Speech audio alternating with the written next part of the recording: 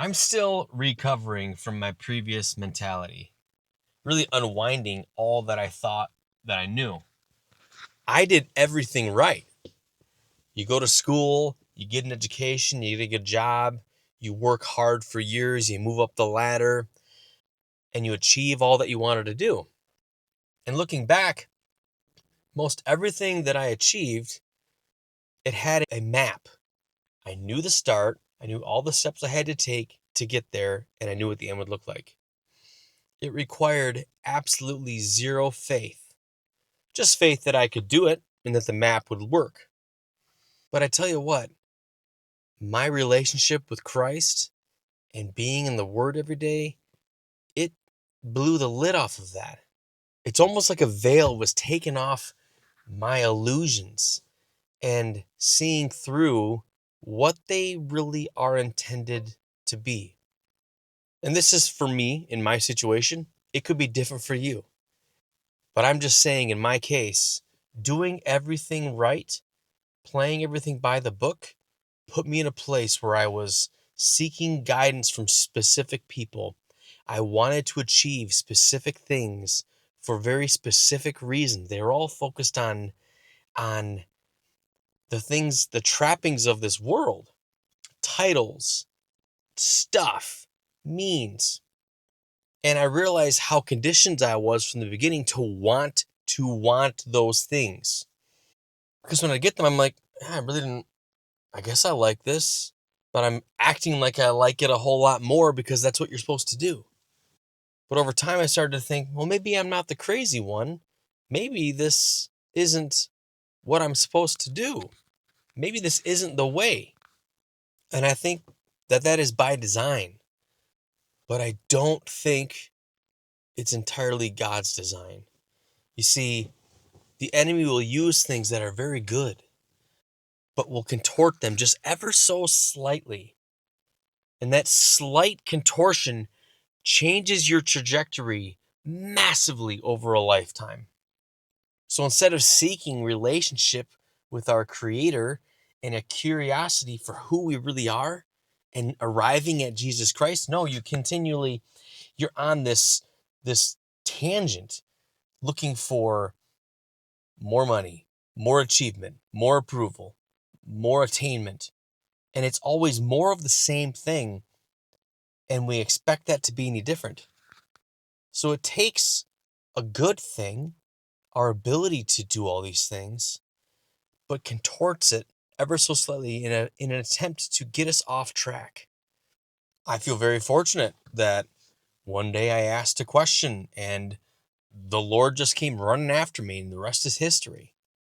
That's part of my testimony. But part of the challenge is when you leave that, it's hard to unsee things. I don't think it's possible to know you're in the cage until you get out of the cage, before you get out of the system. And it really starts to reveal itself. And I don't think that it is all um, malevolent, but I do see where it is meant to give us everything we think we want with the goal of keeping us from ever turning our eyes up. And let me tell you, it's easier said than done because I've been out of the cage now for a year and I go through all these cycles, these ups and downs, and it is not without struggle. One of the most difficult things for me as of late is just thinking about, okay, like what do I strive for then? Like this view that I have, just always wanting to look up and be closer to Jesus. Nothing on this world will ever satisfy me, and I know that. Like that's all meant for the next lifetime after I pass on. And that's kind of it's a strange melancholy for me because I still want experiences. I still want love for my family and my friends and health and safety.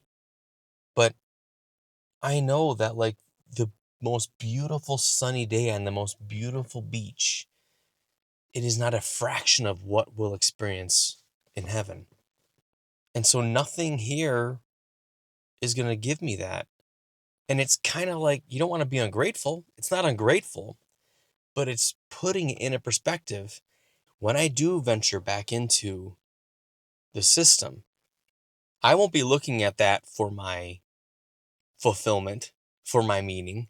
I will see it for what it is and I'll use it as such. Many of you may have already acquired or developed a much healthier outlook towards your job and your profession. But I didn't have that. And it's required some real surgery in my heart to get that to change. So this isn't about not having joy or a positive outlook or seeing everything as bad. No, but it is saying, you know what? Don't be fooled again. Don't be deceived again. Don't expect a result out of something that is not capable of bringing that result. There's only one thing capable of bringing the peace, the love, the fulfillment in my heart. And it's the only one thing in every person's heart, and that is Jesus. It's an incredible thing. And I tell you what, I was kicking and screaming until the Lord basically forced me to listen. I'm glad I did. Because if we resist enough times, he'll let us to our own devices. So you can rise all you want in the system. You can achieve every goal you've ever had. But I pray for you that those are not distractions meant to actually take your eyes more onto yourself rather than submitting responsibility and looking up and asking some questions that would ultimately lead you to the revelation of Jesus Christ. For me, it was an 8-year journey of asking questions and looking everywhere but to him. In fact, I was resistant to looking to him. But when I did, the rest is just history, and it all just became kind of clear. And now I'm looking at the world through a vantage point that I would have told you is impossible. My solution to the way I'm feeling right now would be, okay, well, what training are you going to go get? What degree are you going to go get? Or what useless thing are you going to go buy? Even though I had done that over and over and over and over again and found myself always seeking it over and over, it's an addiction. It's taking something good and turning it into a vice, a distraction, and that changes your trajectory. And so be on guard for these good things in our lives that can be contorted ever so slightly, that over a lifetime results in vastly different destinations. Because when good things are used as distraction, the destination is always just anywhere but Christ. Anywhere but Christ. That is the destination of distraction. Okay, bye for now.